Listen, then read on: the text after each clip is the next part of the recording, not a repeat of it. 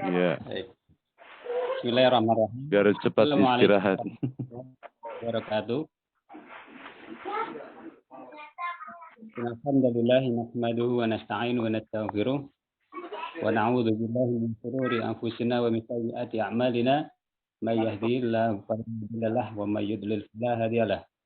Asyhadu an la ilaha illallah wa la syarika lah wa anna Muhammadan 'abduhu wa rasuluh la nabiyya ba'dah.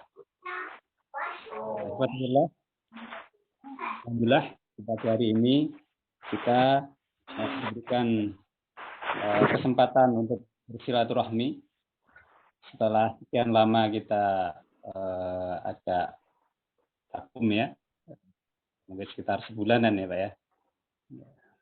Alhamdulillah pagi hari ini kita berkesempatan untuk bisa bergabung kembali dalam kajian An-Nasihah.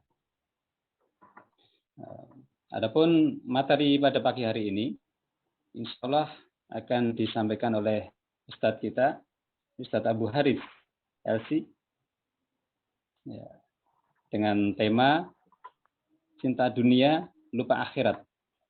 Ya, sebenarnya memang tema ini cukup menarik sekali, karena kalau sudah tergiur dengan dunia, kadang-kadang lupa dengan akhiratnya. Semoga kita bukan termasuk orang yang seperti itu.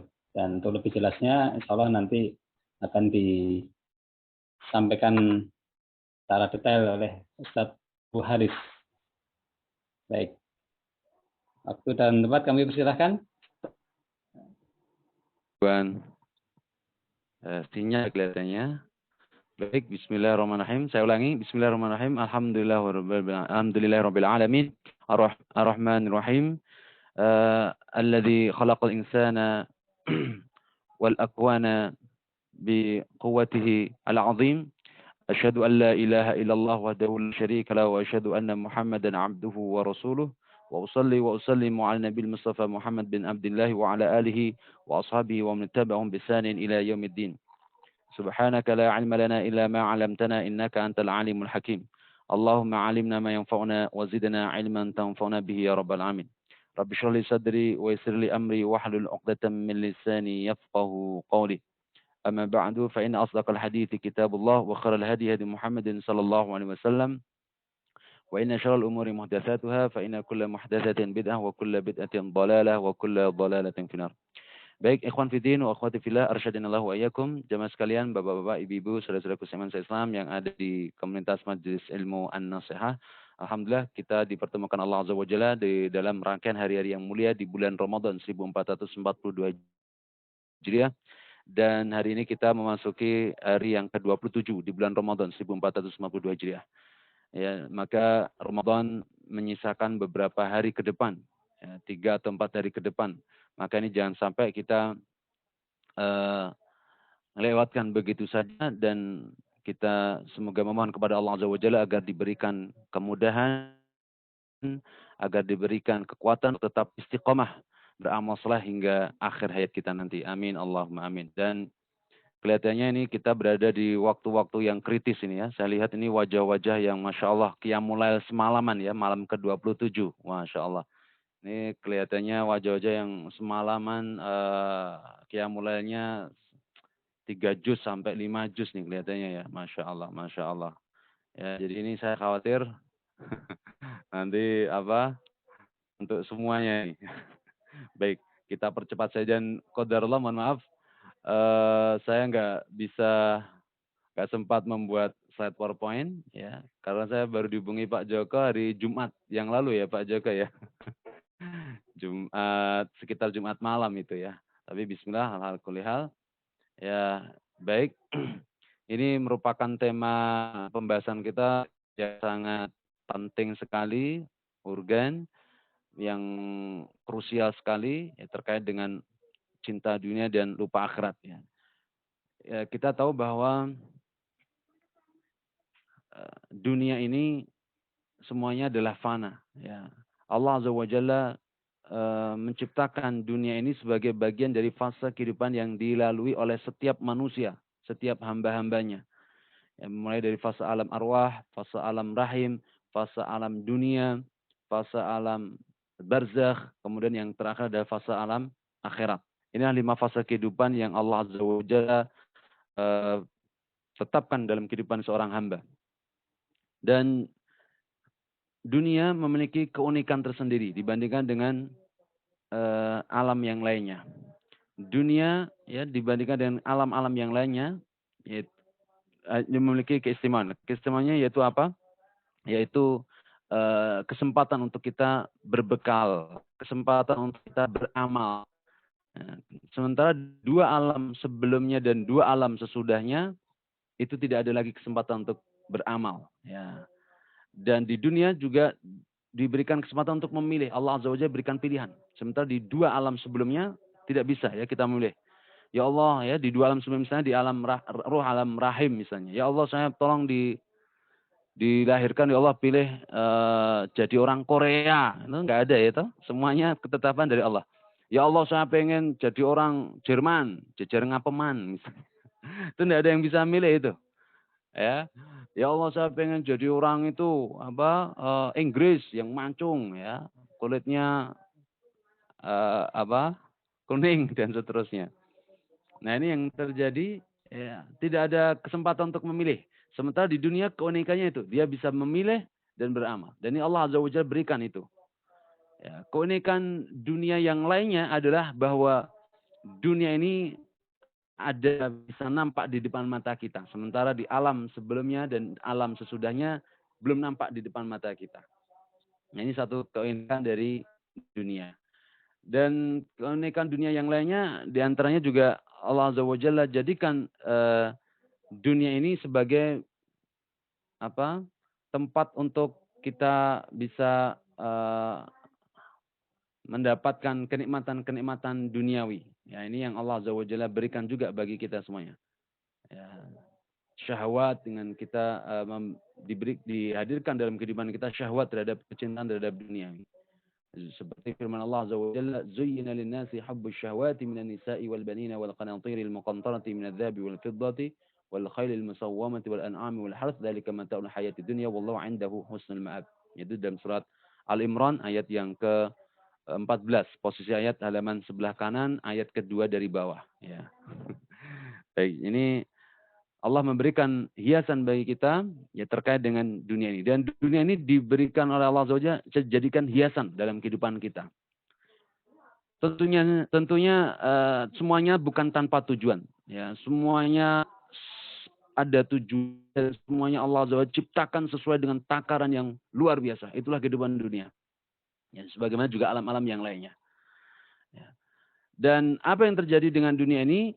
Ya, dunia ini sudah di Allah Azza wa Jalla tetapkan sebagai tempat tinggal manusia untuk beramal. Tempat tinggal manusia untuk beramal. Untuk melakukan satu tugas penting, yaitu khalifah fil ard. Ya, hal ini ditegaskan dalam firman Allah Azza wa Jalla dalam surat Al-Baqarah. Allah berfirman, "Wa idh qala rabbuka lil malaikati inni ja'ilun fil ardi khalifah." Ja'ilun fil ardi khalifah. Sesungguhnya aku telah menjadikan di atas muka bumi ini. Ya. Imam Al-Qurtubi rahimahullah beliau mengatakan bahwa makna khalifah adalah apa? Orang yang menjalankan al-munaffidh li ahkamillahi wa syar'ihi. Yaitu menjalankan hukum-hukum Allah dan syariat-syariat Allah Subhanahu wa taala. Nah, inilah dunia. Oleh sebab itu sebagai seorang mukmin dan mukminah, muslim dan muslimah, Allah berikan sebagai sebuah panduan bagi kita semuanya dalam melewati kehidupan dunia ini. Jangan sampai tersesat. Karena dunia ini jamaah dirahmati Allah Subhanahu wa taala, ya, tadi sifatnya adalah hiasan dan banyak sekali rintangan-rintangan, dan ini sebagai bagian dari ujian. Nah, ini juga bagian dari ujian. Dunia ini adalah kehidupan dunia adalah semuanya ujian. Bagi orang beriman tentu saja membutuhkan suatu guidance, suatu panduan, suatu pedoman agar dia bisa lulus dan melewati kehidupan dunia ini dengan baik dan selamat. Nah, salah satu dari perkara yang diingatkan dalam Al-Quran Al-Karim dan itu terulang-ulang banyak sekali adalah apa? terjeratnya hati manusia dengan cinta dunia. Nah, ini. Maka diulang-ulang dalam banyak ayat Allah Subhanahu wa taala berfirman. Ya, misalnya dalam surat Al-Hadid misalnya, dalam surat Al-Hadid Allah berfirman, "Innamal hayatud dunya la'ibu wa lahu." Sesungguhnya kehidupan dunia itu hanya permainan dan kesia-siaan belaka. Innamal hayatud dunya la'ibu wa lahu wa zinatu wa tafakhurun bainakum wa takatsurun fil amwali wal awlad. Kamathali ghaythin a'jaba al-kuffara nabatuhu thumma yahiju fatarahu musfarran thumma yakunu hutama wa fil akhirati 'adzabun wa maghfiratun wa fil akhirati 'adzabun wa maghfiratun. Ya. Dan sesungguhnya kehidupan dunia itu tidak lain dan tidak bukan hanya sebuah permainan dan kesia-siaan belaka. Permainan dan kesia-siaan belaka. Dan yang ada hanyalah adalah memperbanyak harta benda. Memperbanyak harta benda dan berbangga-bangga dengan kepemilikannya, anaknya. Wa tafakhurun bainakum wa takatsurun fil amwal, juga megah-megahan dalam harta benda. Persis seperti air hujan yang kemudian membuat tanaman hijau, lalu kemudian ketika sudah mengering, tiba musim kering, lalu binasalah tanaman itu. Ya. Maka itulah kehidupan dunia, sifatnya hanya sementara. Lalu ditutup oleh Allah Azza wa Jalla, ya, wa fil akhirati adzabun syadid wa maghfiratun minallahi wa ridwan. Sementara di akhirat itu ada adab yang berat, adab yang besar. Wa maghfiratun, dan juga ampunan dari Allah Azza wa Jalla. Wa ridwan, dan juga keridhaan dari Allah Azza wa Jalla. Lalu ditutup firman tersebut dengan firman-Nya, wa mal hayatud dunya illa mata'ul ghurur, dan tidaklah kehidupan dunia itu melainkan hanya kesenangan yang menipu. Ya. Diulangi pula juga dalam surat Ali Imran misalnya. Kullu nafsin dha'iqatul maut wa innama tuwaffawna ujurakum yawmal qiyamah faman zuhziha 'anil nari wa udkhilal jannata faqad faz wa mal hayatud dunya illa mata'ul ghurur. Setiap jiwa pasti akan merasakan kematian dan sesungguhnya kalian semuanya akan diberikan balasan besok pada hari kiamat. Maka barang siapa yang dijauhkan dari neraka dimasukkan ke dalam surga, maka hakikatnya dia telah sukses, beruntung. Dan tidaklah kehidupan dunia itu melainkan perhiasan yang menipu. Dan Allah Azza wa Jalla mengingatkan kita terulang-ulang ya dalam Al-Quran Al-Karim. Dari mulai awal sampai akhir semuanya, bahwa kita jangan sampai terjerat dengan kecintaan terhadap dunia. Dan banyak ayat pula mengingatkan kepada kita tentang kehidupan akhirat. Agar kita berorientasi kepada akhirat. Wal akhiratu khairu wa abqa, dan akhirat itu jauh lebih baik dan lebih kekal di sisi Allah Subhanahu wa taala. Ya. Maka inilah ajaran Islam yang Allah hadirkan di kehidupan dunia ini supaya memberikan pencerahan, penjelasan dan pedoman bagi manusia agar dalam kehidupannya ini tujuannya adalah akhirat, bukan di dunia. Nah, jamaah dirahmati Allah Azza wa Jalla, ya, dunia ini sering sekali digunakan oleh syaitan ya untuk menjadi sarana menggelincirkan hambanya, menggelincirkan hamba-hamba Allah Subhanahu wa taala agar jangan sampai mereka berpikir akhirat. Ya, sering digunakan sebagai sarana untuk menggoda, sarana untuk menghalang-halangi. Ya. Di antaranya ya kita bisa merasakan sendiri, semuanya mungkin pernah merasakan ya. Mau sodako, infak, takut fakir, takutin ya gitu ya. Mau beramal soleh, beribadah, ya takut wah ini kerjaan saya ya, nggak dapat nih ya misalnya, nggak dapat income ya. Ini kalau saya iktikaf 10 hari terakhir, wah ini terus nggak bisa dapat gajian full ini. Nah, misalnya kalau ngambil cuti sebulan, namun hari ini nggak ada cuti ya. Nah, jadi sering sekali syaitan menggunakan dunia ini dalam rangka untuk menghalang-halangi manusia dari ketaatan kepada Allah Subhanahu wa taala. Ya. Mau misalnya semuanya ya, hampir semuanya dibayang-bayangi oleh ketakutan-ketakutan terkait dengan masalah dunia. Jamaah Allah Subhanahu wa taala. Sehingga yang terjadi ketika seseorang itu sudah diperbudak oleh dunia, ya, maka berhasillah setan. Nah, setan berhasil untuk menggelincirkan manusia ataupun menjauhkan manusia dari godaan, penghambaan kepada Allah Subhanahu wa taala. Dan ini sangat berbahaya sekali, jamaah dirahmati Allah. Ya. Di antara bahaya ketika seseorang sudah cinta dunia, itu pasti akan membuat hidupnya semakin sengsara dan jauh dari Allah Subhanahu wa taala. Loh, Mas kok bisa? Ya, hidupnya kok semakin sengsara? Iya. Orang kalau cinta dunia, jemaah dirahmati Allah, dia hidupnya sengsara. Sengsaranya dikatakan ya seperti apa? Seperti yang dijelaskan dalam penjelasan para ulama ya. Seperti perkataan dari Ali bin Abi Thalib radhiyallahu ta'ala wardahu ya, bahwa kehidupan dunia ini ketika seorang sudah diperbudak dengannya, maka yang terjadi ya, yang ada adalah kerugian dan kerugian.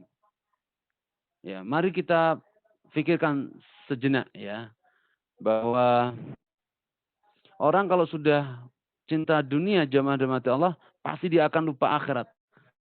Itu perkataan Ibn Abi Thalib, "Innama akhafu 'alaikum itsnain, tulal amal wa ittiba'ul hawa." Yang aku khawatirkan terhadap diri kalian itu ada dua perkara yang berbahaya.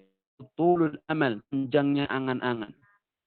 Wattiba'ul hawa, dan mengikuti hawa nafsu. Nah, ini jamaah dirahmati Allah. Ini pertanda seorang hamba sedang diperbudak oleh dunia. Orang kalau sudah diperbudak dunia, dia akan panjangan. Wah, kalau saya punya harta ini dan itu, saya nanti akan jalan-jalan ke Hong Kong. Ya, shoppingnya ke Prancis. Ya toh. Apalagi, wah kalau nanti anak saya kalau kuliah, saya kuliahkan ke Harvard University, ke Oxford University, ya toh. Pulang-pulang nanti wah buka perusahaan ekspor import. Ya, mobilnya Toyota Alphard, ya toh. Terus apalagi? Wah, barangnya serba import semuanya, masya Allah, ya kan? Kualitas. Nah, ini tulul amal kayak gitu. Ya. Dan orang kalau sudah tulul amal, sudah panjang angan-angannya, ittiba'ul hawa. Dia akan mengikuti hawa nafsunya. Kenapa demikian? Iya, ke mereka orang yang sudah diperbudak oleh dunia, dia akan senantiasa memperturutkan hawa nafsunya. Yang penting saya puas.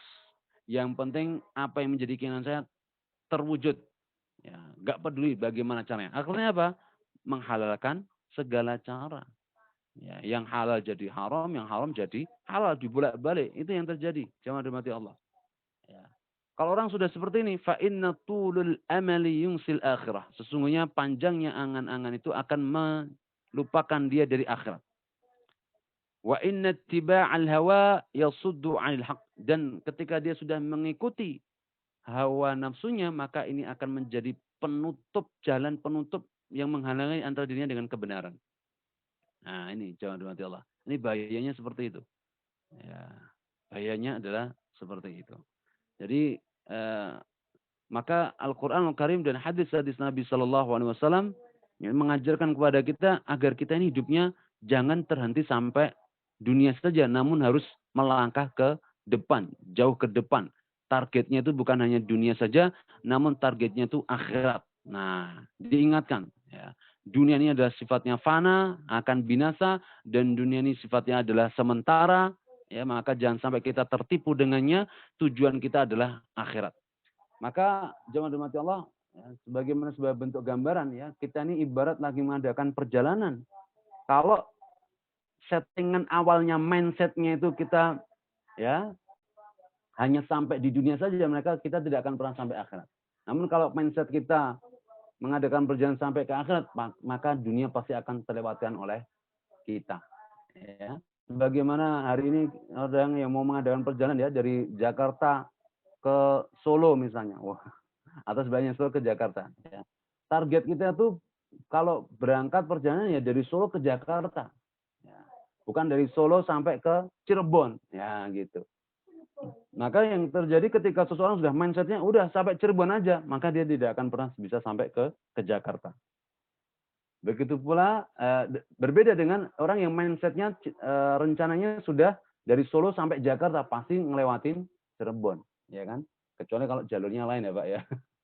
Artinya jalur yang biasa itu kalau lewat tol kan mesti lewat Cirebon juga, ya kan gitu. Nah jangan sampai pas kita di rest area di daerah Cirebon malah terpukau dengan makanan-makanan Cirebon ya, empal gentong, terus apa lagi itu ya, mie kocok ya. Nah, itu terlena dengan kenikmatan-kenikmatan yang disuguhkan ya, sajian kuliner yang ada di Cirebon, kita lupa bahwasanya target kita tuh sampai ke Jakarta. Nah, ini jangan sampai seperti itu. Begitu pula kehidupan di dunia ini, maka ini adalah tempat peristirahatan sementara dan tujuan kita sampai ke akhirat. Maka Nabi SAW bersabda, kun fid dunya ghariban. Jadilah engkau ketika di dunia ini hidupnya ghariban. Ya. Au ka'abir sabil. Atau seperti orang yang sedang melewati perjalanan. Ini perintah dari Nabi SAW. Kun fid dunya ghariban. Ya, jadilah engkau seseorang yang asing di dunia ini. Karena memang dunia ini bukan tempat kita, Pak. Kita semuanya ini hakikatnya bukan makhluk dunia. Namun kita semua ini adalah makhluk-makhluk yang nantinya akan kembali ke tempat asal kita. Tempat asal kita siapa? Allah Subhanahu wa taala. Ya, di sisi Allah Subhanahu wa taala. Inna lillahi wa inna ilaihi raji'un. Sesungguhnya kita semuanya adalah milik Allah dan hanya kepada Allah Subhanahu wa taala kita semua akan kembali kepadanya. Jadi kita ini hakikatnya makhluk-makhluk akhirat nih, Pak. Ya. Makhluk-makhluk akhirat. Jadi pulang kampung kita bukan ke Solo, bukan ke Brebes, bukan ke mana lagi Klaten, ya, bukan ke Surabaya, namun pulang kampung kita adalah ke akhirat. Ya. Inna lillahi wa inna ilaihi raji'un. Maka Nabi SAW mengatakan kun ghariban, kun fid dunya ghariban, au 'abir sabilin, atau orang yang sedang melakukan perjalanan jauh, musafir. Nah, ini ada sebagai bentuk penjelasan dari Nabi SAW ya, agar kita jangan sampai terpaku dengan dunia ya. Dan kemudian dalam kesempatan yang lain pula ya, bahwa orang yang sudah terpaku dengan dunianya zaman dirahmati Allah SWT ini akan, tadi kita sampaikan ya, akan merugi dan akan urusannya itu tidak penuh barokah ya. Hal ini disampaikan pula dalam hadis Nabi SAW ya, yang diriwayatkan oleh Imam Ibnu Majah dalam kitab Sunannya. Nabi SAW bersabda, "Man kanatid dunya hammahu, farraqallahu alaihi amrahu." Barang siapa yang dunia itu menjadi tujuannya, maka Allah akan cerai-beraikan urusannya. Tuh, ini sabda Nabi, Pak, ya. Pasti Allah akan cerai-beraikan urusannya, itu akan rusak lah, ya, akan runyam terus. Kalau dia hanya mengejarnya dunia akan rusak. Wa ja'ala faqrahu baina 'ainai. Dan Allah akan jadikan kefakiran itu di antara kedua matanya. Nah, orang kalau jangan dikira orang kaya itu wah gak fakir, justru mereka orang fakir, Pak, ya, karena mereka pengen ini pengen itu namanya fakir, ya. Nah, ini ketika dia sudah cintanya dunia itu berlebihan. Walam ya'tihi minad dunya illa ma kutibalu, dan tidaklah datang bagian dunia kepadanya kecuali apa yang sudah Allah takdirkan untuknya. Itu saja, Pak. Semua kehidupan di dunia ini hakikatnya rezekinya sudah ditetapkan oleh Allah Subhanahu wa taala. Maka sungguh sangat buntung, merugi sekali ya, buntung ya, orang-orang yang udah ya hidupnya itu diperbudak oleh dunia saja, lupa dengan akhirat dan lupa dengan ibadah kepada Allah Subhanahu wa taala. Maka apa yang terjadi? Ya udah, kesia-siaan, ujungnya itu penyesalan, ujungnya itu kesia-siaan, dan ujungnya itu adalah kerugian. Ya, karena apa? Karena hakikatnya kalau dia sudah melebihi ya, mencari sesuatu yang sudah di luar dari batas rezekinya, itu tidak akan pernah bisa terwujud ya. Siapa ini, siapa ini, siapa ini, siapa ini. Ya, besok tahun depan saya omsetnya mau saya naikkan sekian, sekian, sekian. Akhirnya apa? Wah, stres. Ya. Boleh kita merencanakan, namun jangan lupa ya, ketetapan takdir Allah Azza wa Jalla ini harus kita imani juga. Nah, ini penting untuk kita pahami. Karena apa? Kalau kita sudah terlalu panjang angan, wah omset saya nanti sekian miliar, sekian saya pendapatan saya harus sekian. Wah, itu nanti kita stres itu. Karena hakikatnya kita memikirkan sesuatu yang bukan kemampuan kita. Ya. Itu sebenarnya adalah ketetapan dari Allah Subhanahu wa taala. Maka kita justru disuruh untuk fokus bagaimana kita taat kepada Allah. Kita ini jangan disibukkan dengan wah saya nanti kaya atau miskin. Itu bukan urusan kita, Pak. Kaya atau miskin itu bukan urusan kita. Kaya atau miskin itu sudah ketetapan dari Allah. Yang menjadi urusan kita itu adalah apa? Bagaimana kita beribadah kepada Allah Subhanahu wa taala. Ya.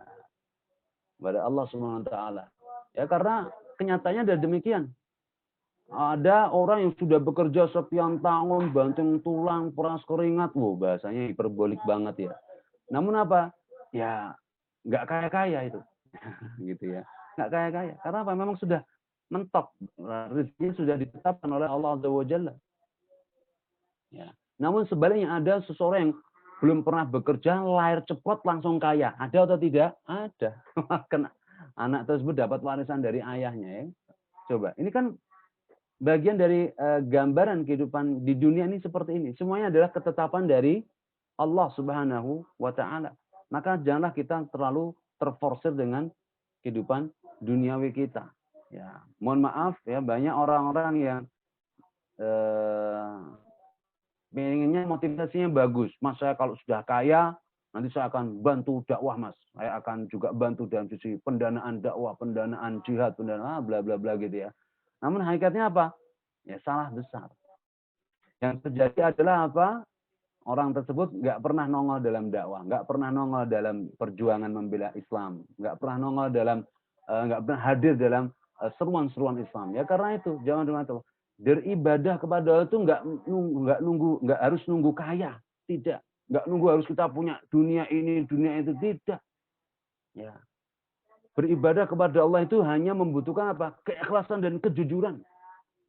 Keikhlasan dan kejujuran itu jangan lupa. Coba perhatikan teladan kita yang mulia Nabi Muhammad sallallahu alaihi wasallam. Apakah beliau berdakwah itu harus nunggu beliau jadi kaya raya dulu, jadi penguasa dulu? Tidak.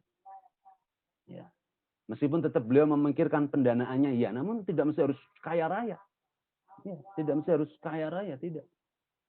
Perhatikan kehidupan beliau sangat bersahaja.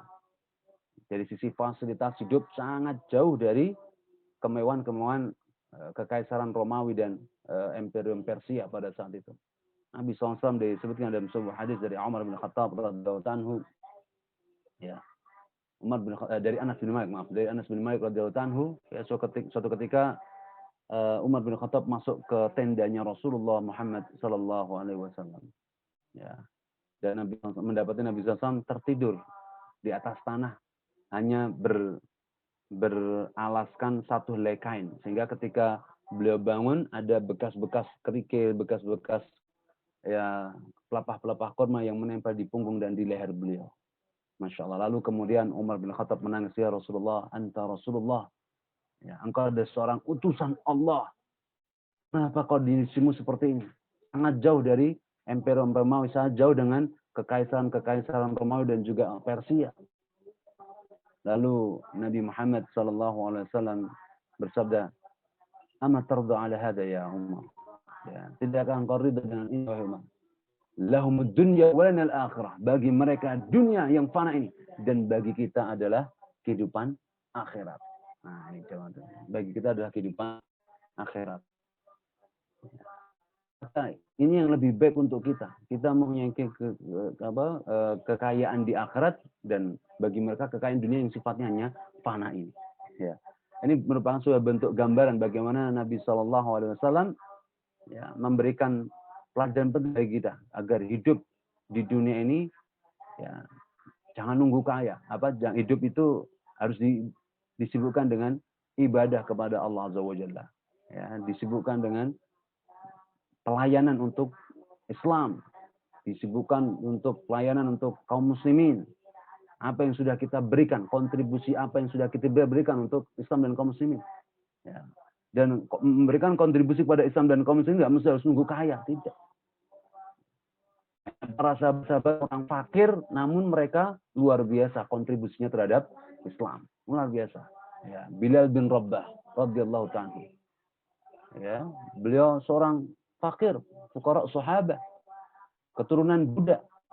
Dia tidak memiliki kemewahan-kemewahan yang dimiliki orang lain. Namun apakah kondisi kefakiran beliau menghalangi beliau untuk berkontribusi dalam Islam? Juga tidak.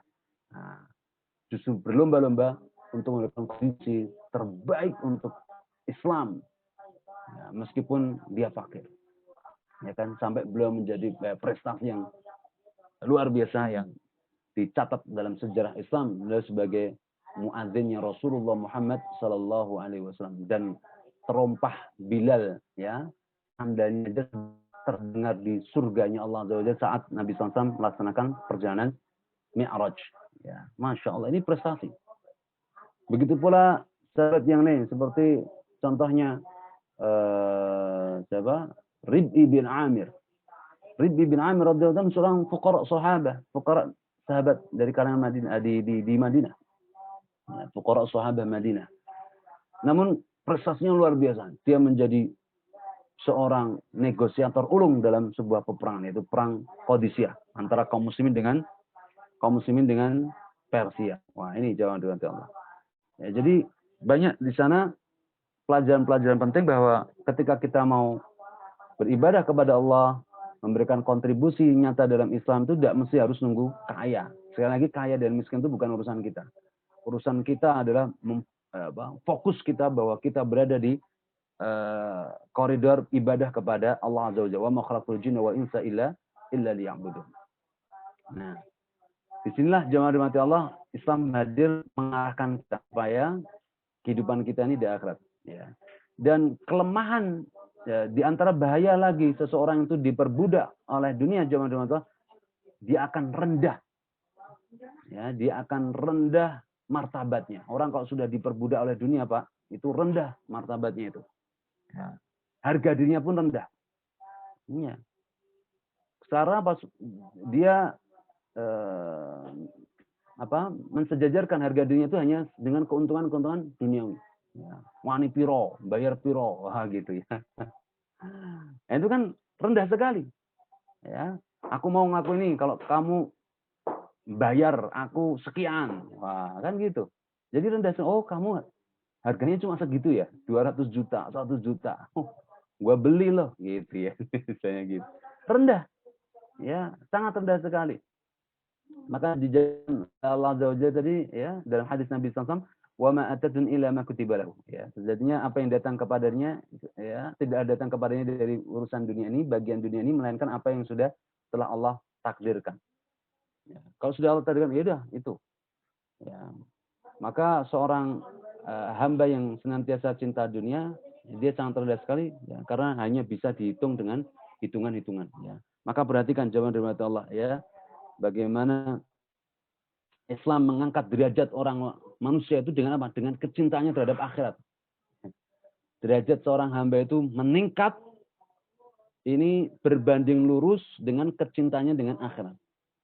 Namun kerendahan, kehinaan seorang hamba itu terjadi, ya, beriringan dengan kecintanya terhadap dunia. Semakin cinta dunia, semakin hina dia. Semakin cinta akhirat, semakin meningkat tinggi derajatnya. Ya, seperti itu. Salah satu contoh adalah sahabat yang mulia Abdullah bin Hudzafah As-Sahmi. Nah, sahabat yang mulia siapa? Abdullah bin Hudzafah As-Sahmi radhiyallahu taala dari Bani Sahm. Apa yang terjadi pada beliau? Ini keteladanan buat kita semuanya. Keteladanan dari kita semuanya. Bahwa beliau adalah memberikan pelajaran penting bagi Heraklus saat itu dan orang-orang manusia di saat itu dan kepada kita semua, bahwa harga diri seorang mukmin itu sangat mahal dan tidak akan pernah bisa dibeli oleh siapapun. Ya. Tidak bisa dibeli oleh sekaliber Heraklus. Ya. Dalam sebuah peperangan, ya, Heraklus berhasil menawan Abdullah bin Hudzafah As-Sahmi dan beberapa pasukan kaum muslimin. Ya. Masya Allah, diberitahukanlah Heraklus, wahai Heraklus, ya, kaisarnya Romawi, ya, kita berhasil menangkap salah satu dari sahabatnya Muhammad. Wah, Heraklus senang. Ya udah, panggilkan dia. Akhirnya betul. Yang dipanggilkan adalah siapa tadi? Sahabat yang mulia Abdullah bin Hudzafah As-Sahmi radhiyallahu ta'ala anhu. Perhatikan, ya. episode yang luar biasa nih ya, satu fragmen potongan sejarah yang luar biasa menunjukkan izahnya kaum muslimin. Ya, izahnya seorang beriman itu, kemuliaannya orang beriman itu.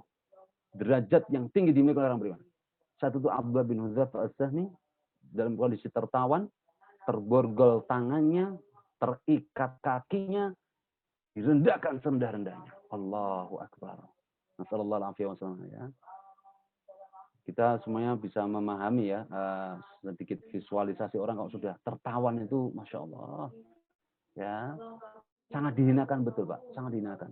Orang tertahan, terborgol gitu ya. Sudah pernah diborgol semuanya? Jangan ya, tidak ya. Nah, ini jawaban dari Allah. Direndahkan, dihinakan, tawanan perang kan? Bagi yang mungkin sudah biasa lihat film-film perang kan, wah kau. Bagaimana sih perlakuan terhadap tawanan perang itu? Orang kafir, orang tidak punya aturan syariat itu. Dihinakan, Pak. Dihinakan. Namun berbeda, meskipun beliau dihinakan, direndahkan, seorang Heraklus mengetahui betul. Ya, Heraklus tahu betul. Wah, ini orang luar biasa. Meskipun dalam kondisi terhina, terborgol, terikat, ya, namun nampak kewibawaan yang nggak bisa ditutup-tutupi. Ya, bahasa kita apa ya? Aura ya, aura kewibawaan. Masya Allah. Aura kewibawaannya itu Masya Allah. Akhirnya apa? Heraklus langsung mengatakan kepada Abdullah bin Hudzafah, "Hei, Abdullah bin Hudzafah As-Sahmi, bagaimana menurutmu jikalau aku akan mengangkatmu sebagai pembantu? Nah, aku akan memberikan kepadamu apa saja yang tidak pernah akan bisa diberikan oleh Muhammad kepadamu." Allah. Ini omongannya siapa, Pak? Heraklius. Subhanallah. Ya, dalam kondisi tertawan, Pak. Coba. Dia mau dibebaskan, mendapatkan jabatan tinggi, mendapatkan gaji yang Masya Allah, ya toh, berlipat ganda. Ya. Kalau umumnya orang kalau sudah ditawarin seperti itu, gimana Pak? Kira-kira Pak? Wah, yo yes no, yo yes no, yes yes, no no gitu. Yang bingungnya yo yes no. Gitu. Wah, mesti iya lah, oke banget lah, ya cincel lah, gitulah ya. Dan berbeda dengan Abdullah bin Hudzafah As-Sahmi radhiyallahu ta'ala warḍahu. Dia tidak sama sekali. Ya, tidak. Karena apa? Dia tahu betul bahwa dirinya sudah dibeli oleh siapa? Oleh Allah Azza wa Jalla dengan sesuatu yang lebih baik dari apa ada yang ditawarkan oleh Heraklus tadi. Allah berfirman, "Innallaha ashtara," ya, dalam surat At-Taubah ayat 111, posisi ayat halaman sebelah kiri pojok paling bawah. Ya. Allah berfirman, "Innallaha ashtara minal mu'minina anfusahum wa amwalahum bi anna lahumul jannah yuqatiluna fi sabilillahi fayaqtuluna wa yaqtuluna wa'dan 'alaihi haqqan fit Taurati wal Injili wal Qur'an. Wa man awfa bi ahdi minallahi fastabshiru bi bai'ikum alladhi bay'atum bih." Dan sesungguhnya Allah Azza wa Jalla telah membeli jiwa dan harta orang-orang beriman itu dengan jannah Allah Azza wa Jalla, surga Allah Azza wa Jalla yang seluas langit dan bumi. Ya, maka Abdullah bin Hudzafah As-Sahmi meyakini betul, aku sudah dibeli oleh Allah, ngapain aku harus merendahkan di hadapan Heraklus? Maka itu ditolak mentah-mentah oleh Abdullah bin Hudzafah As-Sahmi. Ya, sementara orang-orang yang ada di sekitarnya terkejut ya, kok ini ditawari dengan tawaran yang lebih enak banget sama kaisar, padahal kaisar dalam filosofi orang-orang Romawi kan ya, keturunan dewa gitu ya, titisan dewa di bumi kan gitu ya. Ini mendapatkan tawaran enak dari titisan dewa kok nggak mau, wah gitu ya. Itulah orang jahil Pak, orang jahil gitu. Ya. Sementara orang yang alim, orang yang tahu, wah nggak mau. Ya, itulah Abdullah bin Hudzafah As-Sahmi radhiyallahu anhu. Akhirnya apa? Betul, Masya Allah. Hingga akhirnya sampai dipaksa Pak. Kamu kalau nggak mau, aku akan mengancammu, ya. Sampai akhirnya dimasukkan lagi ke dalam penjara, tidak usah dikasih makan, tidak usah dikasih minum. Dan seluruh pasuk tawanan kaum muslimin juga sama, tidak perlu dikasih makan, tidak perlu dikasih minum. Ya. Hingga akhirnya pada satu kondisi tertentu sudah saking laparnya, saking hausnya, dihidangkanlah di hadapannya babi panggang. Wah, yang lagi viral nih, bipang. Wah.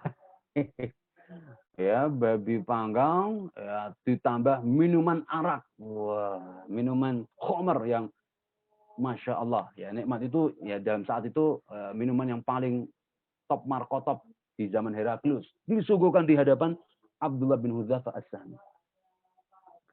Lalu ditolaklah makanan dan minuman itu.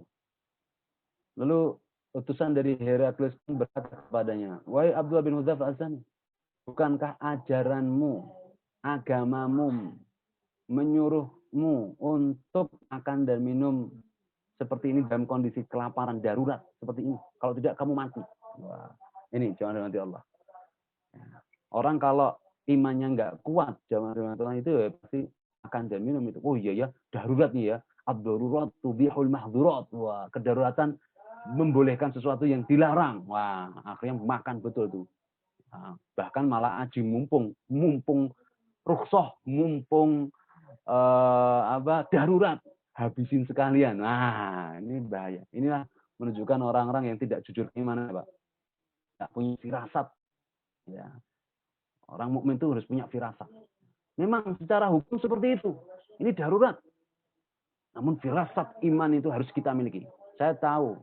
Ya, kata Abdullah bin Hudzafah, saya tahu. Hukumnya ini saya tahu. Saya lebih tahu daripada Anda. Anda sotoy gitu ya.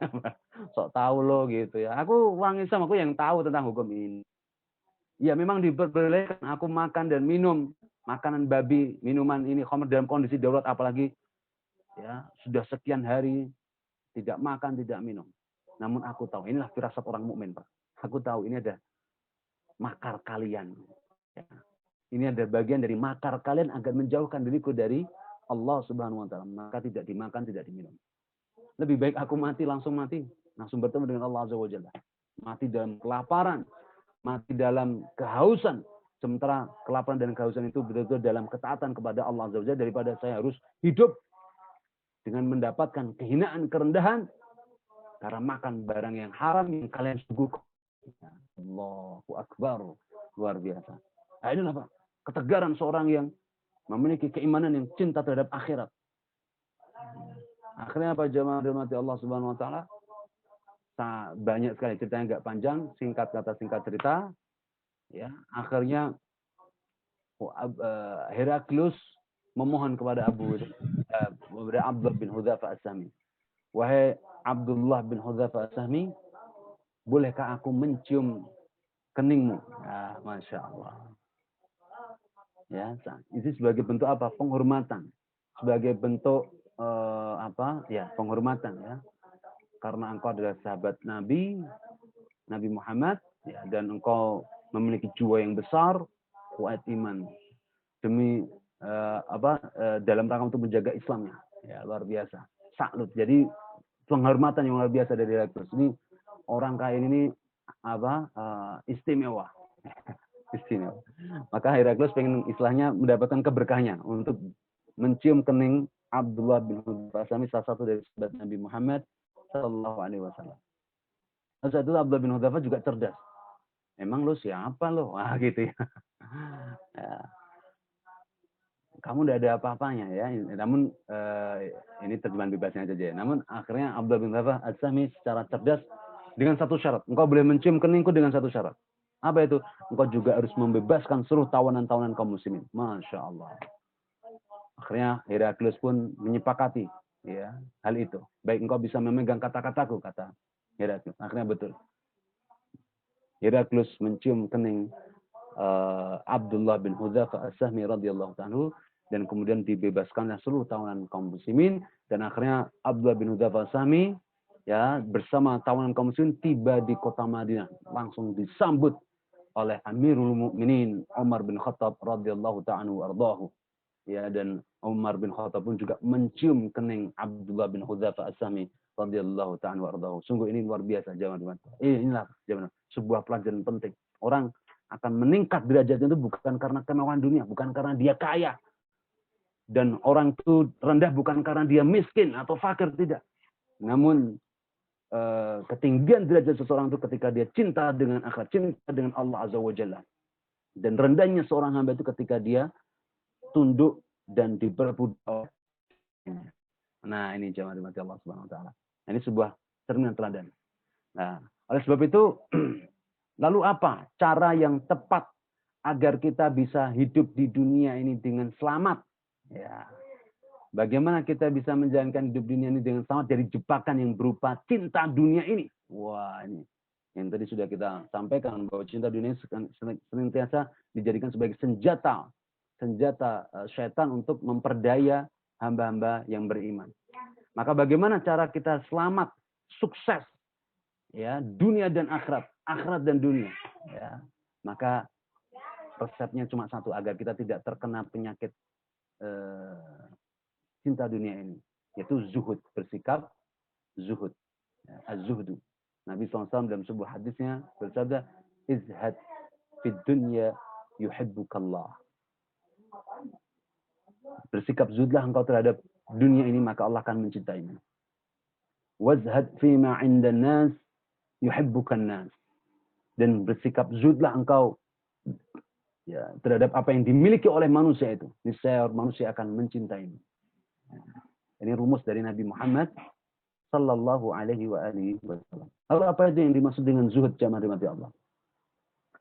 Zuhud artinya adalah lebih mementingkan kepentingan akhirat daripada dunia. Taqdimul akhirah ala dunia. Lebih mementingkan, mengedepankan, memprioritaskan kepentingan akhirat daripada kepentingan dunia. Kita akan sama. Jangan ganti Allah. Contohnya seperti apa zuhud itu? Zuhud itu bukan berarti menolak kaya loh ya. Kita boleh kaya. Kalau bisa ya kaya enggak apa-apa.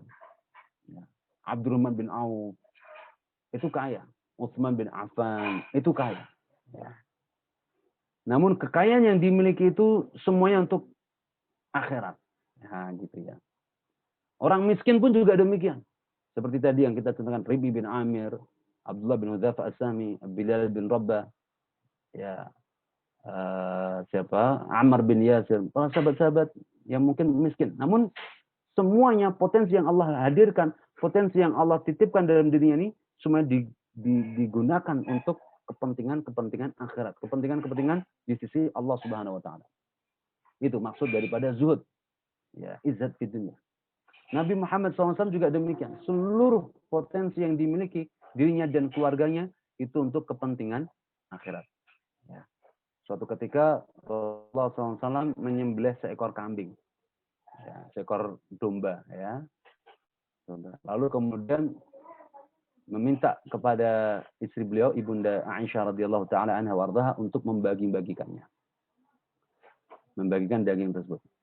Maka setelah selesai, Nabi SAW bertanya, wahai Aisyah, apakah engkau sudah membagikannya? Betul ya Rasulullah, semuanya telah habis. Semuanya telah habis, kecuali yang tersisa hanya satu, yaitu paha bagian depan. Ya, Nabi SAW suka paha bagian depan dan juga paha bagian belakang. Ya. Apa jawab Nabi SAW kepada Ibunda Aisyah saat itu? Ya, bal kulluha baqiyat illa wahidah. Wahai Aisyah, ketahuilah bahwa semua yang telah engkau bagi itu sejak itulah yang kekal. Itulah yang akan terus-menerus ada. Sementara yang akan binasa, yang akan hilang adalah menyisakan paha tadi. Itu saja. Mana apa? Memberikan pelajaran penting bagi kita. Nah ini semuanya untuk akhirat. Apa yang sudah kita berikan di jalan Allah Azza wa Jalla itu tidak akan sia-sia dan tidak akan pernah sirna. Justru itulah yang kekal untuk kita. Sementara yang kita makan, yang kita pakai, yang kita gunakan, ini semuanya adalah akan sirna dan akan fana. Nah ini zaman Allah. Maka hidup zuhud ada berpikir seperti itu. Semuanya untuk akhirat. Abdurrahman bin Auf radhiyallahu ta'ala wardahu suatu ketika pernah membuat suara berisik di kota Madinah.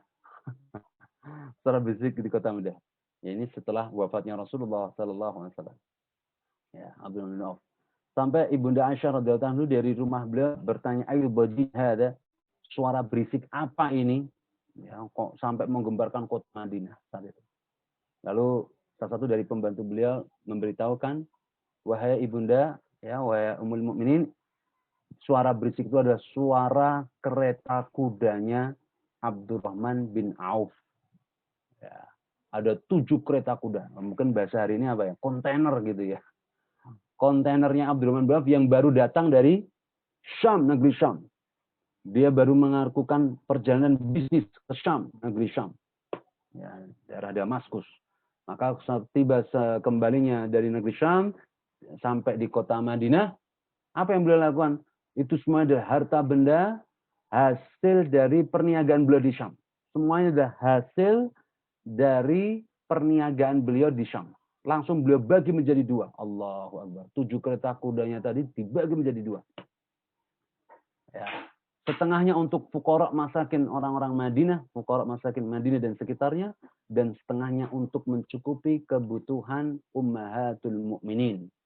Ummahatul mukminin. Ya. Istri Rasulullah Muhammad sallallahu alaihi wasallam, ibunda kaum beriman. Masya Allah. Jadi perhatikan ini ya. Para sahabat berinfak, bersedekah sampai saldonya 0 itu udah biasa. Subhanallah. Miskin nggak takut fakir, udah semuanya saldonya. Nah ini jangan dimana Allah.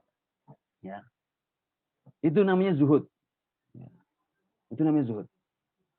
Nah, contoh hari ini kita seperti apa? Ya, misalnya dapat THR. Wah, ini kalau dengar kata THR senang semuanya, sumringah semuanya nih ya.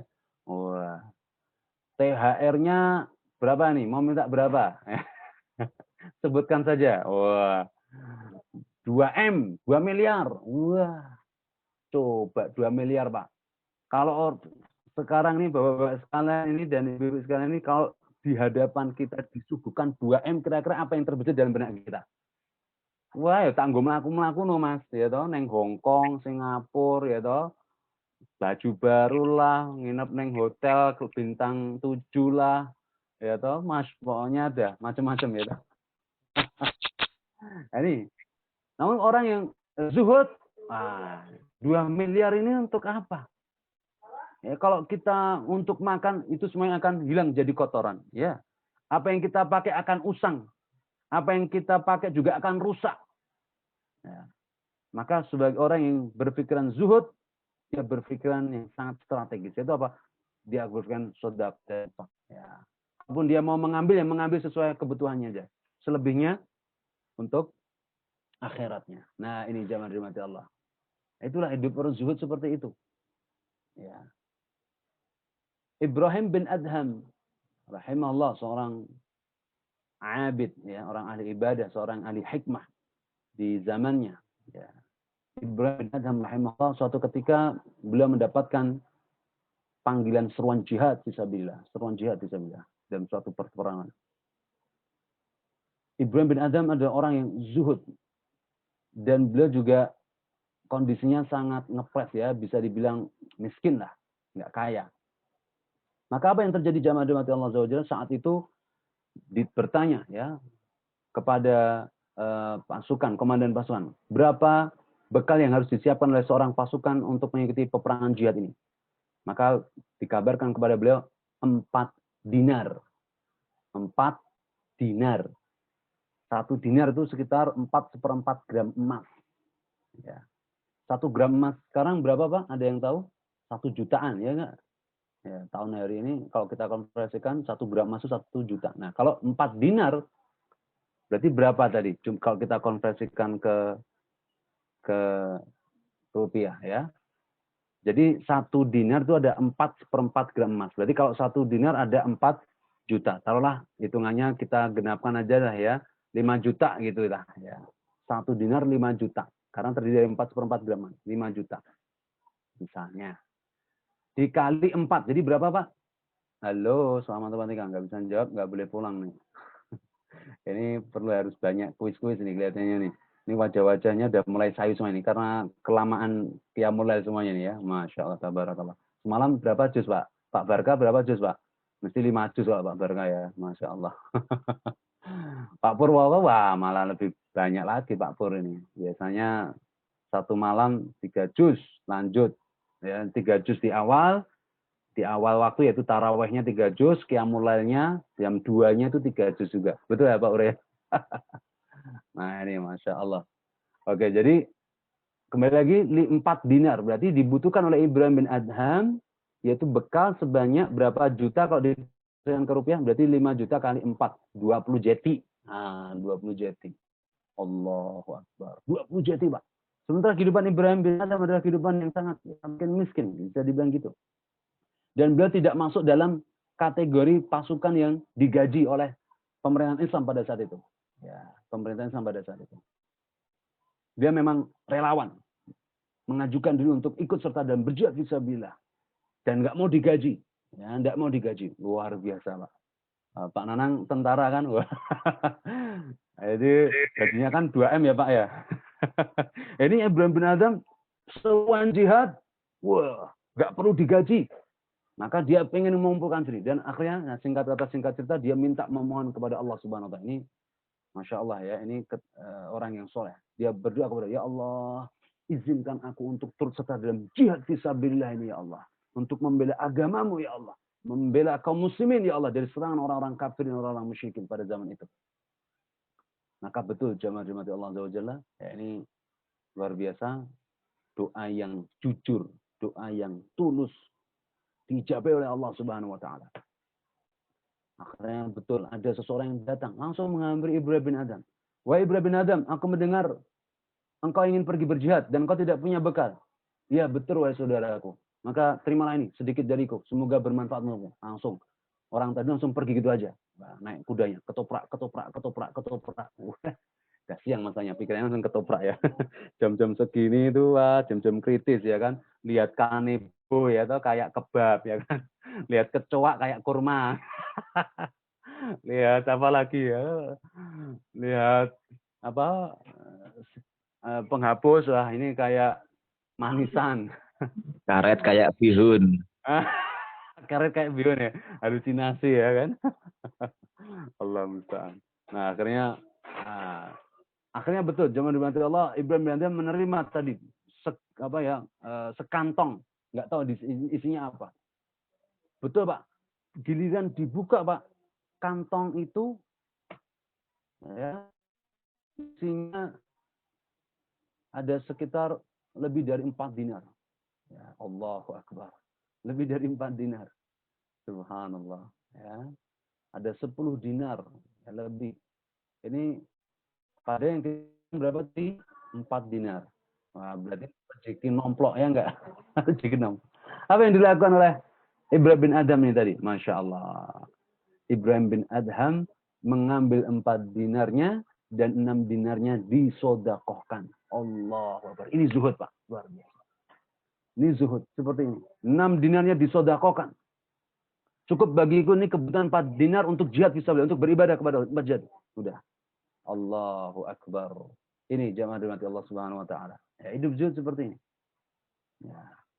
Dan dengan hidup zuhud itu ternyata orang akan mendapatkan kemuliaan yang tinggi di hadapan Allah dan di hadapan manusia. Seperti yang disebutkan dalam hadis tadi, izhad fid dunya yuhibbukallah. Hendaklah engkau bersikap zuhud kepada di dunia ini, niscaya Allah akan mencintaimu. Ya. Dan Allah kalau sudah mencintai hambanya, sebagaimana dalam hadis qudsi, Allah akan umumkan kepada malaikat, kepada Jibril, wahai Jibril, inni uhibbu fulanan. Wahai Jibril, beritahukan aku sesungguhnya mencintai hambaku si fulan. Ya. Maka malaikat Jibril mengumumkan kepada seluruh penduduk langit bahwa Allah mencintai hambanya fulan. Dan kemudian Allah Azza wa Jalla juga mengumumkan seluruh penduduk dunia. Ya. Lalu wudi'a lahu bil qabul, ya, untuk di penduduk dunia, di penduduk bumi, orang tersebut diterima oleh semuanya orang. Ya. Masya Allah. Dan kalaupun Allah Subhanahu wa taala sudah mencintai hambanya, fakuntu sam'ahu alladhi yasma'u bih. Aku akan menjadi pendengarannya yang dengannya dia bisa mendengar. Wa kuntu basarul ladzi yubsiru bih, dan aku akan menjadi penglihatannya yang dengannya dia bisa melihat. Wa kuntu yadahu alladzi yabtishu biha, dan aku akan menjadi tangannya yang dengannya dia bisa berperang. Wa kuntu rijlahu alladzi yamshi biha, dan aku akan menjadi kakinya yang dengannya dia bisa berjalan. Maknanya adalah kebersamaan Allah Azza wa Jalla. Bukan manunggaling kaula Gusti ya, salah ya. Ini salah paham terkait dengan hadis Nabi. Ya. Jadi hadis ini menunjukkan kedekatan Allah Azza wa Jalla kepada hambanya. Ya.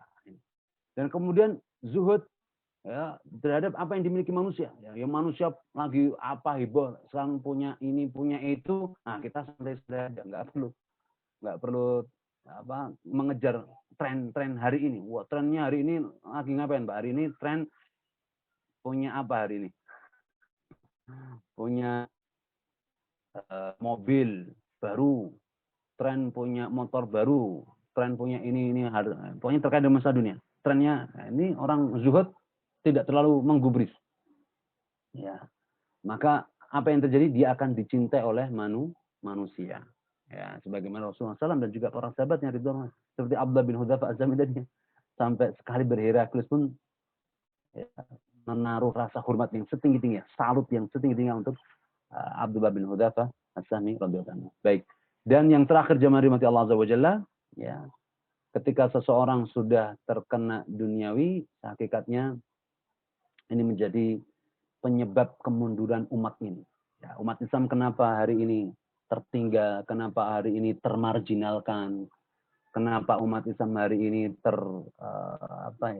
dalam kondisi yang buruk. Hampir di semua negeri-negeri Islam kita dapati beritanya sangat menyedihkan, ya, dikangkangi oleh kekuatan-kekuatan kafir barat, ya, baik asing maupun aseng, ya kan, semuanya, ya. Maka ini disebabkan kenapa? Salah satu penyebabnya adalah cinta dunia dan benci akhirat. Dan ini sebagaimana disebutkan dalam sebuah hadis yang sahih dari sahabat yang mulia Thauban radhiyallahu taala anhu. Nabi SAW bersabda, "Yushaku an tada'a 'alaikum al-umam kama tada'a al-akalatu 'ala qus'atiha." Hampir saja seluruh umat mengerubuti kalian, mengerumuni kalian sebagaimana orang-orang yang mau makan mengerumuni hidangan mereka. Lalu para sahabat bertanya, "Min qillatin bina yauma idzin ya Rasulullah?" Apakah itu disebabkan karena sedikitnya jumlah kami ya Rasulullah? La, walakinnakum katsir, akan tetapi kalian itu jumlahnya banyak. Walakinnakum ka Israel, akan tetapi jumlah kalian itu banyak seperti buih-buih di lautan yang terombang-ambing ke sana. Ya. Apa yang terjadi ketika kondisi umat sudah seperti itu? Maka Nabi SAW melanjutkan, ya, tunza'u al-mahabata min qulubi a'daikum, akan tercabut, Allah akan mencabut dari dada musuh-musuh kalian itu rasa takut terhadap kalian. Wala yakdifannallahu fi qulubikum al-wahn, dan Allah akan melemparkan ke dalam hati kalian itu penyakit al-wahn, penyakit al-wahn. Al-wahn itu secara etimologi adalah lemah dan hina, al-wahn.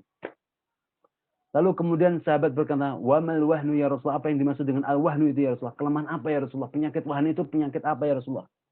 Nabi SAW menjawab, "Hubbud dunya wa karahiyatul maut."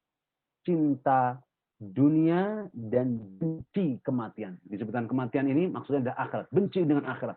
Artinya apa? Kenapa disebutkan kematian? Ya, karena kematian adalah pintu gerbang akhirat. Pintu gerbang seorang hamba untuk bertemu dengan Allah SWT. Ini maknanya apa? Seorang hamba tadi cinta dunia dan tidak mau bertemu dengan akhirat. Nah, ini zaman dimati Allah. Ya, salah satu bahayanya ketika seseorang cinta dunia dan lupa akhirat dan benci terhadap akhirat, Allah akan hinakan sehina-hinanya.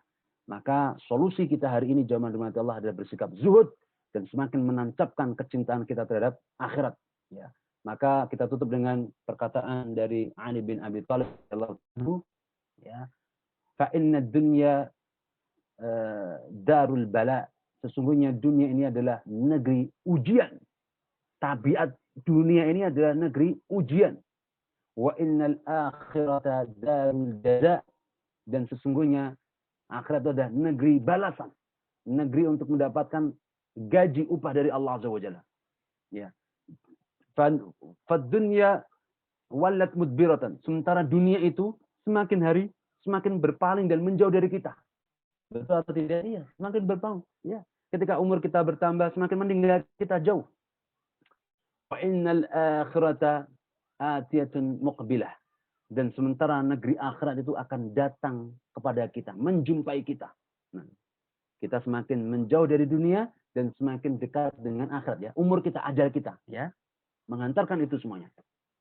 Falikullim minha banun, dan setiap dari dua negeri itu ada generasi-generasi pengikutnya. Fakunu abna'il akhirah, maka jadilah kalian itu generasi-generasi akhirat. Wala takunu abna'id dunya, abna'ad dunya, dan janganlah kalian itu menjadi generasi-generasi dunia. Ya. Fa innal yaum, sungguhnya hari ini, amalun bila hisab. Hari ini yang ada adalah kesempatan untuk beramal dan belum ada hisab. Wa innal ghad, sementara hari besok, yaitu hari akhirat, hisabun wala amalun. Yang ada adalah hari perhitungan amal soleh kita dan tidak ada lagi kesempatan untuk beramal.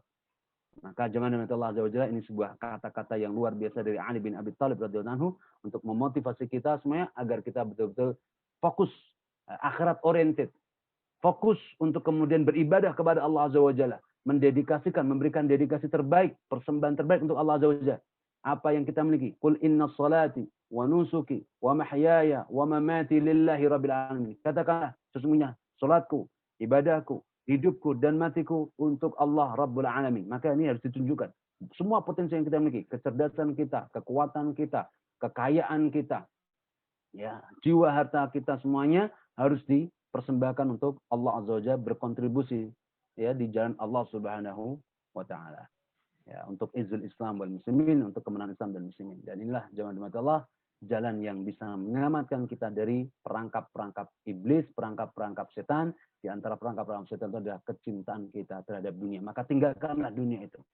Ya, khususnya di bulan Ramadan ini memberikan pelajaran penting bagi kita ketika kita berpuasa, meninggalkan perkara yang mubah, meninggalkan makan dan minum yang itu sebenarnya menjadi kebutuhan kita, kebutuhan dunia kita, betul? Namun ini kita tinggalkan. Untuk apa coba? Dalam rangka untuk mendapatkan janji yang lebih baik di sisi Allah Subhanahu wa taala. Puasa ini menghadirkan rasa cinta kita kepada akhirat. Kenapa demikian? Ya karena orang yang berpuasa dia akan berharap-harap betul mendapatkan balasan gaji, upah dari Allah Azza wa Jalla besok di hari kiamat. Sementara orang yang tidak berpuasa, ya dia nggak ada harapan untuk di akhirat itu. Karena apa yang mau diharapkan? Dia nggak mau melakukan amal soleh. Ya Nabi SAW melalui hadis qudsi Allah berfirman, "Kullu 'amalin ibni Adam lahu illa shiyam, fa innahu li wa ana ajzi bihi." Sesungguhnya amalan anak Adam itu kembali untuknya kecuali puasa. Sesungguhnya puasa itu untukku, kata Allah, karena dia meninggalkan makan dan minumnya untukku, mencari keridhaanku, maka aku sendiri yang akan memberikan balasan kepadanya. Nah ini jemaah Allah, kita semua harus menjadi generasi akhirat, jangan menjadi generasi dunia. Ya, berpikirnya harus ke akhirat, akhirat oriented. Itulah hakikat daripada zuhud. Senantiasa memprioritaskan urusan akhirat dibandingkan urusan dunia. Demikian yang bisa kami sampaikan dalam kesempatan siang ini. Sudah 1 jam lebih, ya, overtime dari jadwal yang sudah ditentukan. Semoga apa yang kita sampaikan menjadi bagian dari ilmu yang bermanfaat untuk kita semuanya. Mohon maaf atas segala kekurangan, kesalahan dalam penyampaian. Kebenaran semuanya datang dari Allah SWT. Barakallahu fikum wa sallallahu ala nabiyina Muhammad wallahu a'lam bishawab. Wassalamualaikum warahmatullahi wabarakatuh. Dan waktu saya kembalikan ke Pak Joko. Waalaikumsalam. Baik, Masya Allah. Jazakallahu khairan, Ustaz. Satu materi yang sangat luar biasa, yang menggugah kita kembali untuk lebih mencintai akhirat daripada dunia. Baik, untuk selanjutnya kita masuk ke sesi tanya jawab. Mungkin ada yang mau bertanya, silahkan. Bisa langsung atau lewat chat juga bisa. Silakan. Alhamdulillah. Ikan cepat, ikan gabus, makin cepat, makin bagus. Baik, saya awali Ustaz ya. Untuk pertanyaan yang pertama Ustaz ya. Boleh, tafadhal Pak. Gini Ustaz. Kalau kita lihat realitanya Ustaz ya. Kita bekerja setiap hari itu menghabiskan waktu yang banyak ya Ustaz. Ya. Ya, bahkan kalau terikat dengan kantor ya, mungkin bisa dari pagi sampai sore. Ya. Sedangkan waktu ibadah yang kelihatan itu untuk setiap hari kan paling hanya sholat dan waktunya, atau mungkin tilawah atau ngaji. Itu pun waktunya juga cuma sedikit sekali Ustaz. Waktu-waktu untuk ibadah, untuk akhirat. Dan realitanya emang kita banyak waktu untuk bekerja, untuk mungkin kalau malam banyak untuk tidur. Nah, apakah kalau seperti itu sudah termasuk hubud dunia atau gimana, Ustaz? Ya, baik, barakallahu fikum. Ya, pertanyaan bagus sekali. Ya, aktivitas boleh sama, ya, namun ternyata yang satu bisa termasuk kategori hubud dunia, dan di sisi lain termasuk kategori hubbul akhirah, cinta akhirat. Ya. Ini dibedakan dengan apa? Apa yang menjadi pembeda? Ya, sama-sama aktivitasnya. Ada orang yang bekerja di kantor, di pabrik, di sekolahan, di rumah sakit. Jamnya biasanya 8 jam atau bahkan lebih 10 jam misalnya. Ya. Namun orang ini hubbud dunya. Karena dan sementara yang satunya kerjanya juga sama itu, namun dia termasuk bagian dari hubbul akhirah, cintanya kepada akhirat. Disebabkan karena apa? Karena niatannya. Karena niatannya dan juga karena bentuk amalannya. Ya. Yang satu hubbud dunya. Kenapa? Karena dia niatannya saya bekerjanya cari fulus. Selesai urusan. Cari fulus. Nanti kulitnya mulus. Jalan-jalan, having fun. Nanti weekend, wah pokoknya jajan-jajan dan sebagainya. Nah ini hubbud dunya ini. Diperbudak oleh dunia ini. Kalau dia kerja hanya niatannya untuk ini. Ya, dia hubbud dunya. Dan dia termasuk bagian dari bila jadi diperbudak oleh dunia itu. Dia ngejar target. Yang penting having fun. Namun ternyatanya malah nggak having fun. yang ternyata justru malah apa? Nggak gembira, nggak bahagia. Ya, namun dibandingkan dengan satu hamba yang lainnya, kerjanya sama. Dia mungkin di rumah sakit, dia di ini sekian jam. Namun dia niatkan itu semuanya untuk apa? Untuk beribadah kepada Allah Azza wa Jalla. Sehingga apa? Dia di ruang kantornya, di ruang kerjanya, di pabriknya, dia menjadi apa? Pionir kebaikan. Dia menjadi perantara petunjuk untuk orang lain. Dia tampakkan Islam. Oh, ini loh Islam. Kerjanya profesional, amanah, integritas. Ya. Kemudian waktunya sholat.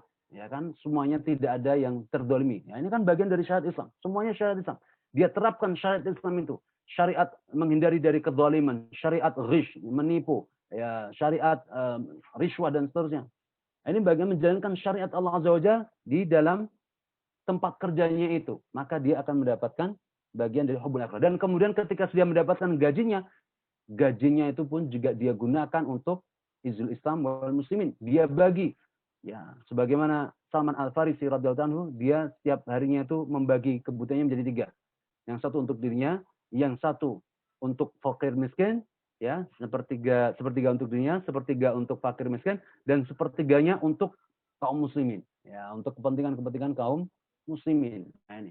Nah, kita juga demikian, sudah dapat gaji, jangan wah, ini jujur ya, kalau kita betul-betul niatan ibadah kita itu kerja untuk Allah, apa yang kita dapatkan ini juga nanti untuk Allah Subhanahu wa taala. Ya, ini untuk pembiayaan proyek dakwah. Ini untuk pembiayaan proyek jihad, ini untuk pembiayaan saudara-saudara kita kaum muslimin, ya. Ini untuk pengembangan dakwah di masjid. Nah, ini diskusikan. Ya, kita ngambil sesuai dengan kebutuhan di dunia kita. Allah akan mencukupi kita. Ya. Dari sini Allah akan mencukupi kita dari arah yang tidak kita sangka-sangka. Rezeki Allah akan dibukakan selebar-lebarnya. Ya, inilah keberkahan yang luar biasa. Sama-sama gajinya 1 juta. Yang 1 juta habis untuk having fun, ya, minum-minum, makan-makan, ya, traktir sana sini, jalan-jalan. Yang 1 juta, namun bisa untuk keluarganya, ya, terjaga, dia bisa beramal soleh. Inilah keberkahan itu, jamaah dimati Allah. Ya. Jadi terkait dengan ditanyakan Pak Joko tadi, ada 2 kemungkinan, bisa masuk dalam kategori hubbud dunya dan dia diperbudak oleh dunia, dan bisa juga ketika niatnya untuk akhirat, niatnya untuk memperjuangkan Islam, ya, menyebarkan Islam, mendakwakan Islam, maka dia akan menjadi pekerjaan yang akhirat biiznillah taala. Wallahu a'lam bishawab. Baik, Ustaz. Jazakallahu khair, Ustaz. Waalaikumsalam. Mungkin yang lain silahkan yang mau bertanya. Pak Nanang mau bertanya atau Pak Adnan? Atau yang lain silakan. Ya, kalau nggak ada jangan diada-adakan, bid'ah nanti ya. Kayaknya Pak Adnan mau tanya nih kayaknya. Saya yang mau tanya nih. Oh, Pak Barka. Wah, iya angel gitu. Angel ini Pak Barka ini. Ustaz tadi antusias sekali menceritakan tentang Heraklius. Ya. Sempat saya baca, kalau nggak salah, akhir abad ke-6 lah, 6 Hijriah, ya, tahun 6 Hijriah akhir. Ya. Itu Nabi mulai mengirimkan surat kepada Bukan abad, tahun 6 Hijriah. tahun ke-6 Hijriah ya kenabiannya. Betul. Itu Nabi mulai mengirimkan surat kepada raja-raja dan penguasa. Ya, betul. Salah satunya ini Heraklius. Ya. Kaisar Romawi. Orangnya sangat cerdas yang saya tahu karena Ya. dia sempat mengecek tentang kenabian Muhammad gitu kan. Ya, lewat betul. Abu Sofyan kalau nggak salah. Ya, Abu Sofyan. Ya, saya lewat Abu Sofyan yang ditanya kalau nggak salah. Ya. Nah, pertanyaannya sederhana ini Ustaz, nggak susah kok. Oh, angel lagi. Sebenarnya latar belakang apa yang melatar belakangi dasar pemikirannya kok Nabi punya strategi untuk mengirimkan surat kepada raja dan penguasa pada saat itu? Apakah memang waktu itu sudah momennya untuk menunjukkan izahnya, kepercayaan dirinya dengan kekuatannya, selain untuk menyerukan masuk Islam? Itu dasar pemikirannya apa kira-kira Ustaz? Latar belakangnya Nabi punya strategi itu. Ya. Baik, ya ini kajian analisis sejarah ya, historis ya. Baik, berarti 2 jam lagi nih ya. Baik, pertanyaan bagus sekali ya. Pak Barka justru malah men-zoom terkait dengan Heraklius ya. Betul sekali apa yang tadi disampaikan Pak Barka bahwa Nabi SAW di tahun ke-6 itu setelah peristiwa Hudaybiyah, ya Nabi SAW menjadikan ini sebagai sebuah momentum tepat untuk menyebarkan Islam keluar Jazirah Arab. Ini sebagai strategi. Ya, kenapa demikian? Saat itu kondisi, ya ini karena tadi pertanyaan terkait dengan latar belakang dan apa yang menjadi motivasi kenapa Nabi SAW mengirimkan surat. Maka saat itu kondisi dakwah di wilayah regional, ya, khususnya di wilayah Jazirah Arab, ya, itu Nabi SAW menghadapi situasi kondisi gencatan senjata dengan rezim kafir Quraisy pada saat itu, rezim kafir Quraisy. Nah, Nabi SAW menggunakan kesempatan sebaik-baik ini dalam rangka untuk menyebarkan Islam. Dengan apa? Menggunakan strategi pengupungan. Ya, strategi pengupungan. Artinya apa? Saat itu yang bersih tegang dengan Nabi Muhammad SAW dengan kekuatan Islam kaum muslimin yang ada di kota Madinah itu adalah secara nampak adalah Mekah. Mekah. Sementara wilayah-wilayah yang ada di sekitarnya ini, ya wilayah-wilayah Hijaz atau regional wilayah kawasan Jazirah Arab ini terpengaruh ya dengan kekuatan ini, munculnya 2 kekuatan ini, kekuatan kafir yang direpresentasikan oleh rezim kafir Quraisy dan kekuatan Islam yang direpresentasikan oleh Nabi Muhammad SAW dan kaum muslimin saat itu. Maka apa? Justru gencatan senjata ini digunakan oleh Rasulullah SAW dan maka untuk memberikan pengaruh lebih luas dan penyebaran Islam lebih luas ke Jazirah Arab. Dan orang itu apa? Melemahkan pengaruh dari kekuatan kafir, rezim kafir Quraisy. Ya, sekaligus secara diplomatik ini kalau sudah terkepung ini akan susah nanti dia kafir Quraisy untuk melakukan peperangan dan mencoba untuk memprovokasi kabilah-kabilah yang ada di sekitar Jazirah akan kesulitan kalau mereka sudah masuk Islam semuanya. Nah, disinilah penyebaran narasi Islam dan juga ya tujuan utama bukan hanya sekedar untuk kepentingan sebuah kekuasaan semata, tidak. Namun betul-betul didasari oleh landasan menyebarkan Islam karena memang Islam itu rahmatan lil alamin. Islam itu sebagai agama yang memang harusnya mengatur setiap sendi-sendi kehidupan manusia yang pas untuk mengatur manusia ya syariat Islam. Ya, dengan syahadatnya ini. Kalaupun mereka tidak mau masuk Islam ya menggunakan hukum-hukum Islam. Itu intinya apa? Penyebaran rahmat Islam. Nah, itu di kawasan bisa dibilang di kawasan regionalnya ya, kawasan regionalnya di wilayah Jazirah Arab pada umumnya. Maka Nabi SAW bukan hanya ke Heraklius saja, namun mengirim surat-surat ke beberapa kabilah-kabilah yang ada di sekitar kota Madinah untuk penguatan. Ya, untuk penguatan teritorial dakwah di saat itu. Nah, terkait dengan di Heraklius, nah ini Sekupnya lebih lebar lagi. Sekupnya lebih lebar lagi yaitu secara globalnya. Ya, kawasan globalnya kita tahu saat itu peradaban ataupun peradaban manusia di bawah bayang-bayang Imperium Romawi dan juga Imperium Persia. Maka Nabi SAW pun mengirimkan surat-suratnya ke dua imperium ini, imperium besar, wilayah Persia dan juga wilayah Romawi. Ya, dan juga sampai ke Mesir. Mesir ini juga afiliasinya ke Romawi, ke Raja Mukaukis. Ya. Nah, maka seluruh surat-surat disebar, di antaranya adalah ke Heraklus. Apa yang kemudian menjadi motivasi kenapa kok sampai Nabi Muhammad SAW mengirimkan surat kepada Heraklus? Yang pertama, ya, adalah apa? Nabi SAW berharap bahwa ketika Heraklus ini bisa masuk Islam, ini akan merubah tatanan dunia, betul. Dan Nabi SAW ya juga diperintahkan oleh Allah Azza wa Jalla untuk apa? Berkata kepada ahlul kitab. Dan saat itu Heraklus bagian dari orang-orang ahlul kitab, dari kalangan Yahudi dan dari kalangan Nasrani. Ahlul kitab itu dari kalangan Yahudi dan dari kalangan Nasrani. Dan Heraklus beragama Nasrani pada saat itu. Maka Nabi SAW berharap ya karena memiliki kedekatan ya, memiliki kedekatan konsep. Ya, hanya saja memang terjadi penyimpangan, orang Yahudi Nasrani itu menyimpang, sejak dulu juga menyimpang. Cuma mereka sudah mengenal Allah. Maka ini akan lebih mudah mengenalkan Islam kepada mereka daripada kita mengenalkan seseorang yang memang betul-betul nol, nggak tahu tentang Allah, seperti orang-orang Persia yang mereka majusi, mengenal Tuhannya adalah api, kan seperti itu. Maka Nabi SAW mengharapkan, dan betul jamaah dirahmati Allah Azza wa Jalla, ya, Nabi Muhammad SAW mengutus utusan surat untuk mengabarkan kabar tentang hadirnya Nabi Muhammad. Dan itu pun Nabi SAW juga sudah mengatakan bahwa aku adalah Nabi dan Rasul. Ya, ini juga sudah diabadikan pula ya, dalam kitab Sahih Bukhari, dalam kitab Bid'ul Wahyi, itu diabadikan tuh suratnya Rasulullah SAW kepada Heraklus. Nanti silahkan dilihat, dibuka Sahih Bukhari, ya, kitab Bid'ul Wahyi. Ya. Maka surat Nabi SAW kepada Heraklus diabadikan itu. Maka Heraklus pun juga orang yang cerdas. Dan dia juga seorang Nasrani yang taat. Maka dia pun juga membaca literasi terkait dengan masalah kenabian ini dari kitab-kitabnya.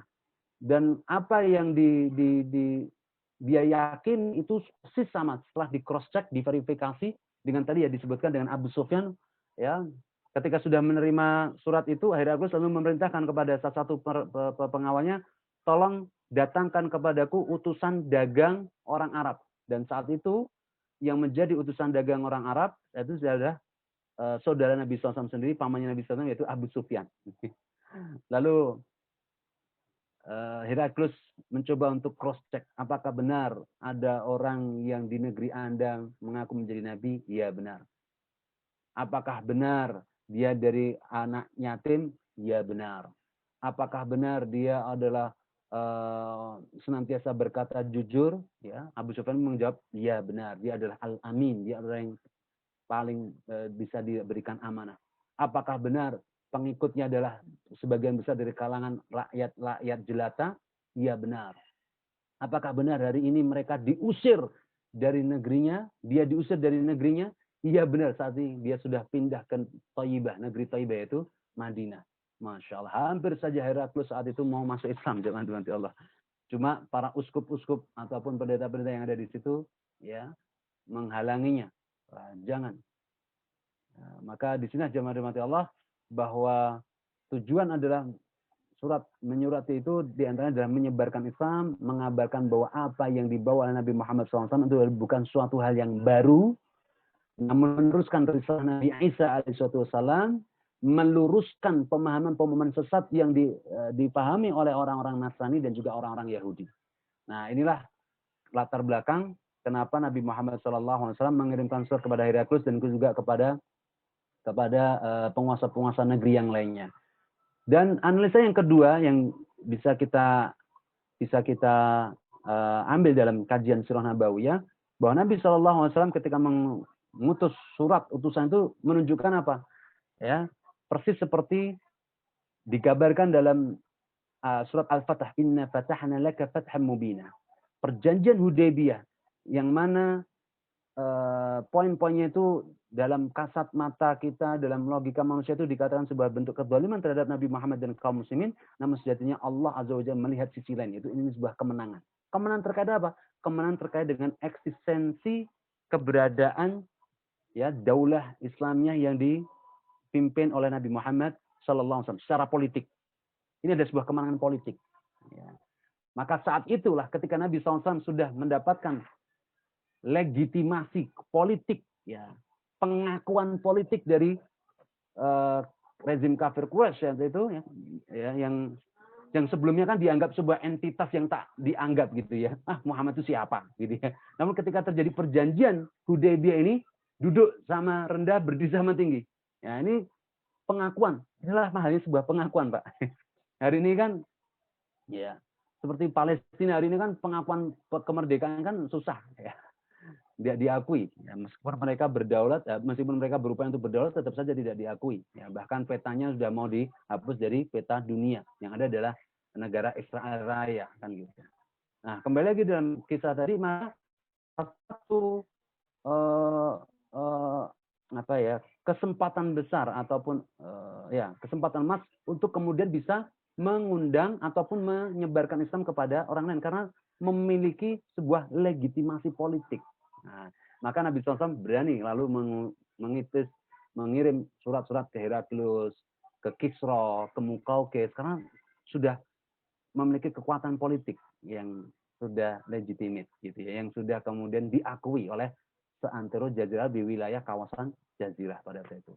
Nah, mungkin itu jangan dimati Allah Pak Barkah khususnya terkait dengan analisa sejarah kenapa Nabi SAW menyasar atau mengarahkan dakwahnya, surat-surat dakwahnya kepada penguasa seperti Heraklius. Wallahu a'lam bishawab. Dan betul sekali dari tahun pasca pengiriman surat-surat itu geopolitik dunia berubah. Geopolitik dunia berubah. Yang semula muncul dua imperium besar, muncul satu kekuatan baru, newcomer. Ya, siapa itu? Islam. Dan betul dari tahun ke-7, tahun ke-8 dan puncaknya tahun ke-9 geopolitik dunia berubah dan penguasanya menjadi satu, penguasa tunggal yaitu Islam. Kekuatan kaum muslimin yang ada di pusatnya yang ada di kota Madinah. Ya, di tahun ke-9 tahun ke-9 Hijriah ya wilayah kaum muslimin menyebar. Saat itu Nabi SAW masih hidup sudah sampai ke wilayahnya Heraklius di wilayah Jordania, Syam, dan bahkan sampai di wilayah Mesir. Allahu Akbar. Ya, luar biasa. Dan di tahun 9 itu sebuah peristiwa besar perang Tabuk yang menunjukkan kegagalan dan kekalahan imperium besar Romawi berhadapan dengan kekuatan kaum muslimin. Dan lagi-lagi jangan dimati Allah. Lagi-lagi kemenangan itu bukan ditunjukkan dengan kemewahan dunianya, bukan ditunjukkan dengan infrastrukturnya, bukan ditunjukkan dengan kekuatan senjata dan seterusnya. Iya, memang ini ada suatu variabel penting. Namun ingat, ada satu hal yang lebih besar daripada itu, yaitu apa? Keimanan, ketakwaan, keikhlasan dalam berjihad di jalan Allah. Maka pasukan kaum muslimin yang ada di perang Tabuk itu luar biasa. Mereka bersemangat untuk kemudian menghadapi pasukan besar dari kaum kafirin Romawi, Salibis Romawi yang saat itu sudah berkumpul di wilayah Balqa. Sekitar 250.000 pasukan. 250.000 pasukan di kota Balqa. Ya, Balqa hari ini masuk di wilayah Jordania. Ya. Dan itu tinggal misalkan beberapa kilometer sudah mendekati di perbatasan dengan Jazirah Arab. Maka mereka hendak ingin menyerang langsung kota Madinah. Maka Nabi SAW di waktu Perang Tabuk di tahun ke-9 Hijriah itu berinisiatif untuk kemudian menghadang laju pasukan kafirin Salibis Romawi ini. Ya, sampai kemudian tiba di Tabuk dan saat itu pasukan kaum muslimin hanya berjumlah 30.000 pasukan. 30.000 pasukan.